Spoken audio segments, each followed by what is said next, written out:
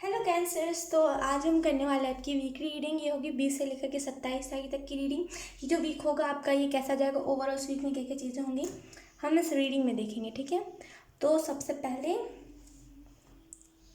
हम शफल कर लेते हैं आपके कार्ड्स को। Cancers, thank you so much. मेरे को बाद में याद आता है, जब मैं आधा शफल कर लेती तो मेरे को याद आता है अच्छा कैमरा में भी दिखाना है।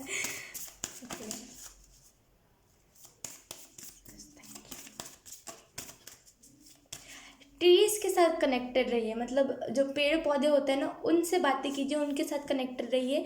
ये आपके लिए बहुत अच्छा रहेगा, क्योंकि जब आप उनसे कनेक्टेड होगे ना तो आपको वो प्यार महसूस होगा जो आम इंसान नहीं दे सकते, जो प्यार कोई नहीं दे सकता वो प्यार आपको महसूस होगा। तो ज़रूर से ज़्यादा नहीं, बस एक ही बार ट्राई कीजिएगा, बात कीजिएगा पेड़ पौधों से, और आपको अलग से ही वाइब फील होगी।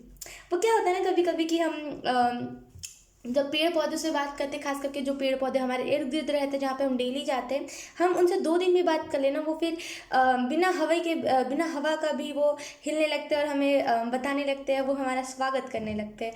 तो आपको वो अलग से ही वाइब मिलेगी, अलग से ही फीलिंग आपको वो अलग ही प्यार होगा। वो आपको मैं नहीं बयां कर सकती उस प्यार को। वो अलग ही प्यार होगा जो आपको खुद को एक्सपीरियंस करना चाहिए एक बार। नेचर के साथ रहिए, नेचर के साथ कनेक्टेड रहिए। हीलिंग आपको मदर अर्थ गाया दे सकती है, तो कनेक्टेड रहिए। ठीक है, 4 दीवारी के अंदर मत रहिए।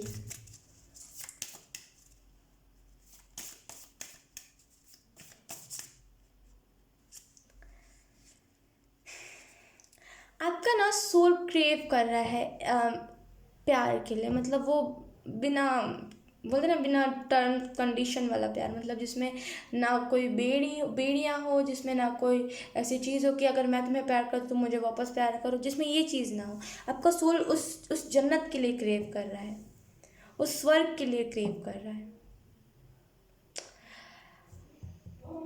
कहीं ना कहीं आप खास करके आपके इर्द गिर्द कुछ ना कुछ तो बहुत ही खूबसूरत है, मतलब मैं नहीं बता सक रही उस चीज़ को।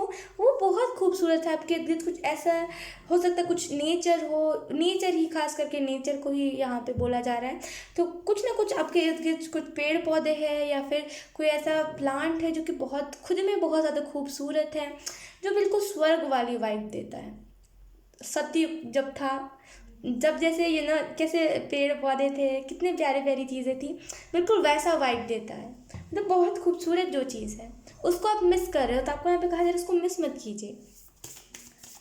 अब आप बोलोगे कि मुझे मुझे तो पता ही नहीं है कि ऐसा कुछ भी है यहाँ पे, तो आपको यहाँ पे मैं एक ही चीज़ बोलूँगी, एक्सप्लोर कीजिए अपने इर्द गिर्द। कुछ ना कुछ तो है जो आपको हीलिंग देना चाह रहा है, जो आपको प्यार देना चाह रहा है।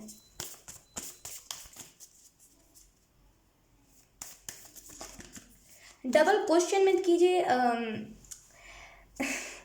डबल क्वेश्चन आप करने लगे हो, मतलब अगर कोई आपको बता रहा है कि इस चीज़ को करना है, तो आप उसे डबल क्वेश्चन करोगे कि करके कुछ होगा भी कि नहीं होगा। मतलब डबल क्वेश्चन जो शायद वर्थ इट नहीं है क्वेश्चन, उस क्वेश्चन को आप कर रहे हो, तो थोड़ा सा ना उस क्वेश्चन से दूर रहिए।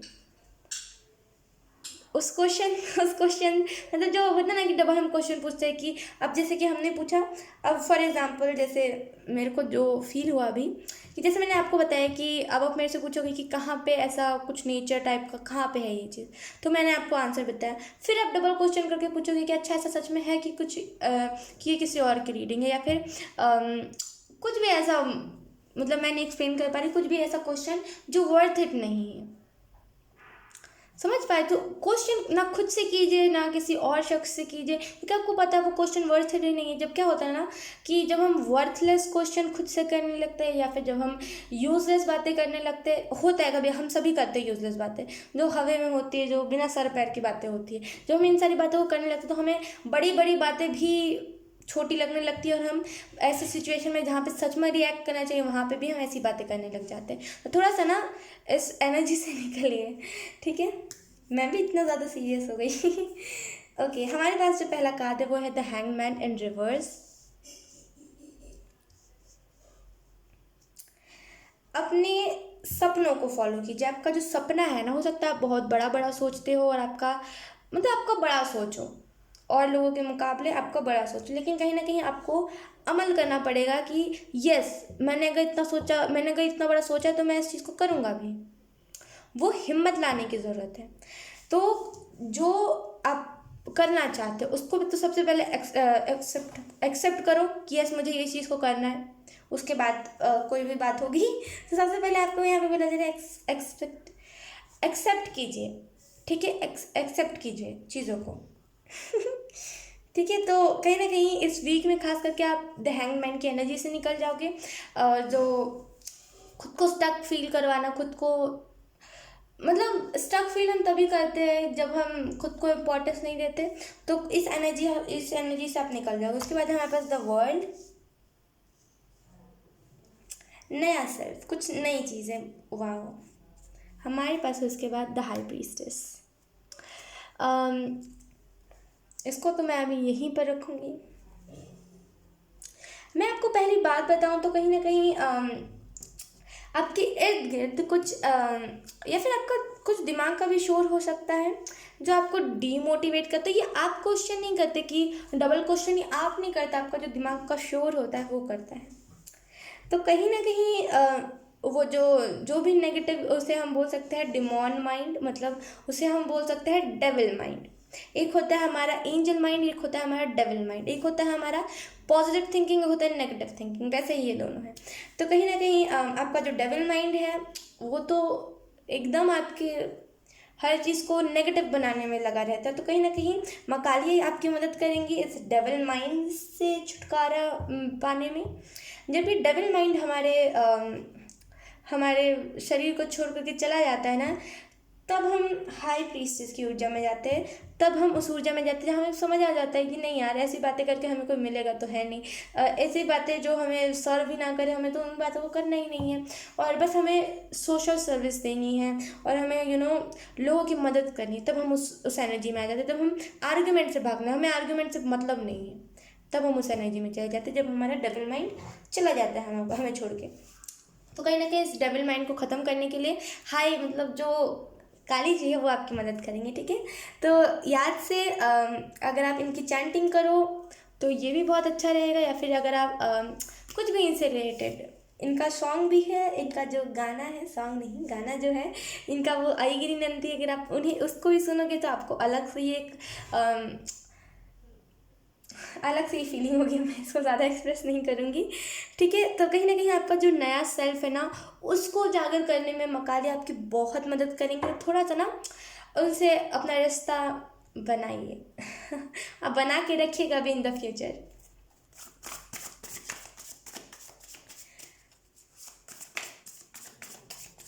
आपके अंदर नॉलेज बहुत है, आपके अंदर विजडम तो पूछिए मत। आपके अंदर इतना विजडम है ना कि आप एक ऐसा इंसान जो अपनी ज़िंदगी से हार गया, आप उसे भी बता सकते हो कि नहीं नहीं नहीं, तुम हारे नहीं हो, तुम देखो अपने इर्द गिर्द, तुम्हारे पास बहुत सारी अपॉर्चुनिटीज़ है। आप एक ऐसे इंसान हो। लेकिन कहीं ना कहीं चीज़ों से क्या होता है ना, हम भटक जाते हैं। वो हर एक इंसान के साथ होता है, लेकिन हर एक इंसान के पास मौका होता है कि हम जो चीज़ से भटके हुए, हम जिस लाइफ पर्पस से भटके हुए, हम वापस से अपने लाइफ पर्पस में कनेक्टेड हो जाए, ऐड हो जाए। लेकिन वो पर्सन टू पर्सन डिपेंड करता है।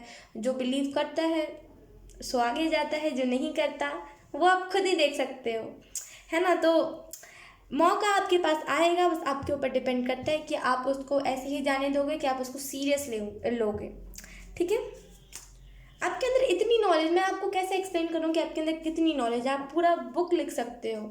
आपके अंदर इतना गाइडेंस है, आपके अंदर इतना पावर है, आपके अंदर इतना, बोलते ना कि कुछ लोग होते हैं जो कि भाग जाते हैं। कि अगर आप उनसे बोलोगे ना कि ये तुम्हारा टर्न है, अब तुम कुछ शेर व शायरी करके दिखाओ, तो वो भाग जाएंगे सीधा।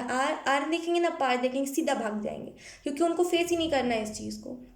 तो वैसे मत बनिए, ठीक है।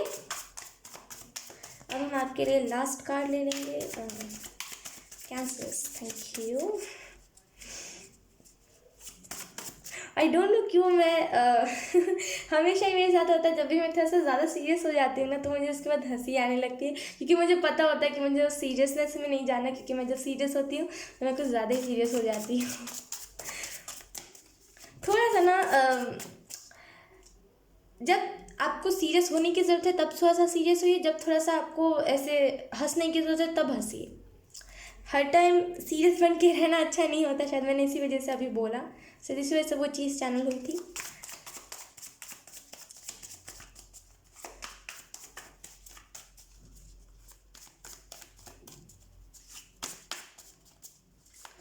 Cancers, thank you.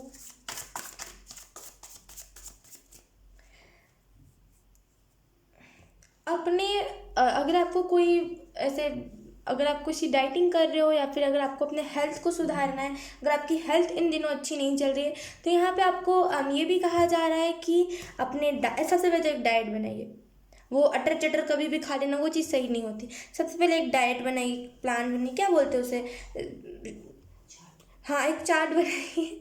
एक चार्ट बनाइए जहाँ पे लिखिए कि मुझे इस टाइम पे इन सारी चीज़ों को खाना है, और याद से उन जो भी आप फूड कंज्यूम करोगे उस टाइम पे याद से उसमें ग्रीन सब्जी और येलो सब्जी होनी ही चाहिए, ठीक है। फास्ट फूड बहुत आप खाते हो, लेकिन उससे थोड़ा सा अब वो टाइम आ गया जहाँ पे आपको डिटॉक्स होने की ज़रूरत है उस चीज़ से। वो क्या होता है ना कि हम स्वाद स्वाद में खाते रहते हैं कि चलो हमारे टेस्ट बड्स खुश हो जाएंगे, लेकिन उसके बाद वो फिर हमारा जो पेट होता है ना वो ऐसे ऐसे उल झलुल होने लगता है। तो थोड़ा सा डिटॉक्स होने की आपको ज़रूरत है। हमारे पास है यहाँ पे द टावर। मुझे पता था, मुझे लग ही रहा था।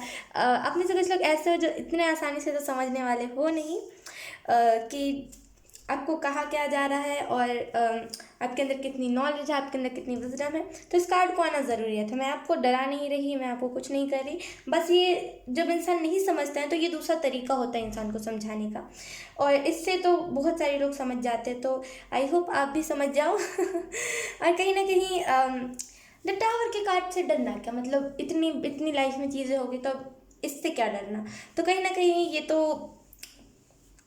ट्रैक पे लाने वाली ऊर्जा है, ठीक है। कहीं ना कहीं इस टाव मोमेंट के बाद ना, ये जो भी टाव मोमेंट होगा, ये मैं ये नहीं बताऊंगी कि बड़ा होगा कि छोटा होगा, वो तो आपके ज़िद्दीनेस पे डिपेंड करता है, ठीक है। लेकिन ये जो भी टाव मोमेंट होगा उसके बाद से आप समझ जाओगे कि आपके लिए क्या सही है क्या गलत है, आपके लिए कौन सा इंसान सही है कौन सा इंसान गलत है। आपको समझ आ जाएगा कि मुझे क्या करना है क्या नहीं करना, और आपको ये चीज़ समझ आ जाएगी कि मुझे करियर को लेकर के कितना फोकस होने की ज़रूरत है, और कितने चीज़ को लिमिट में रखना है, और कितने चीज़ को, कौन सी चीज़ों को लिमिटलेस बनाना है, कौन सी चीज़ों को लिमिट में रखना है ना। तो सारी चीज़ें आपको समझ आ जाएंगी। तो मैं तो रहती तो मैं इस एनर्जी को कभी ब्लॉक नहीं करती, या फिर मैं तो उल्टा और मैनिफेस्ट करती कि इस टाइम मोमेंट को आने में कोई दिक्कत ना हो। तो रेजिस्ट आप कब तक करोगे, जब तक आप रेजिस्ट करोगे तब तक आप इस प्रॉब्लम में रहोगे। तो थोड़ा सा ना इस एनर्जी से निकले कि बाप रे बाप टावर का कार्ड आ गया तो अब मेरे साथ इतना ही बुरा होगा, ऐसा कुछ नहीं है। बस टावर मोमेंट हमें सिखाने के लिए आता है, और अगर आप नहीं सीखते तो कोई बात नहीं। वो एक टाइम आता है जब एंजल्स भी थक के बोलते कि नहीं रहने दो, नहीं सीख रहा, तब हम कुछ नहीं कह सकते। इतना ऐसे दुख दे लिया, इतना ऐसे प्रॉब्लम्स में डाल लिया, अगर आप फिर भी नहीं समझ रहे तो फिर एंजल्स आपके साथ वो कनेक्शन तोड़ लेते हैं। होता है ऐसा, ये शायद बहुत कम लोगों को पता है, या फिर इसके बारे में चर्चा नहीं होती है, लेकिन ऐसा होता है कि हमें एंजल्स बहुत सारी वार्निंग देते हैं, बहुत सारी वार्निंग देते हैं। वो अनकंडीशनल वार्निंग देते जाते हैं कि आप समझ जाए मेरा बच्चा, आप समझ जाए। जब नहीं समझते ना, जब वो अंतिम पड़ाव आ जाता है, जब जहाँ पे बाय बाय बोलने का बारी आता है, तो वहाँ पे एंजल्स आपको बाय बाय बोल के चले जाते हैं, और फिर वो उनके लाइफ में इंटरेस्ट दिखाते हैं जो सच में जिनको सच में ज़रूरत है। फिर अगर वो भी नहीं सुनते तो उनके लाइफ से भी चले जाते हैं। एंजल्स में सच बताओ तो एंजल्स कभी ऐसे नहीं होते कि अगर आप नहीं सुन रहे तो वो फिर भी आपके पास रहे, हेल्प करेंगे वो आपकी, लेकिन अगर आप नहीं सुनोगे तो वो हेल्प करना भी बंद कर देंगे, ठीक है। तो इस चीज़ को ध्यान में रखते हुए कोई भी चीज़ को रेजिस्ट नहीं करना चाहिए, इसी वजह से कहते हैं, ठीक है। तो इस चीज़ को ध्यान में रखते हुए इस वीक को आप इंजॉय कीजिएगा, और आई होप ये रीडिंग आपसे रेजोनेट करी होगा। रेजोनेट करिए तो आप मुझे एक बार कॉमेंट सेक्शन में बता सकते हो। सो यस, अब मैं आपको मिलूंगी आपकी नेक्स्ट रीडिंग में, तब तक के लिए बाय बाय।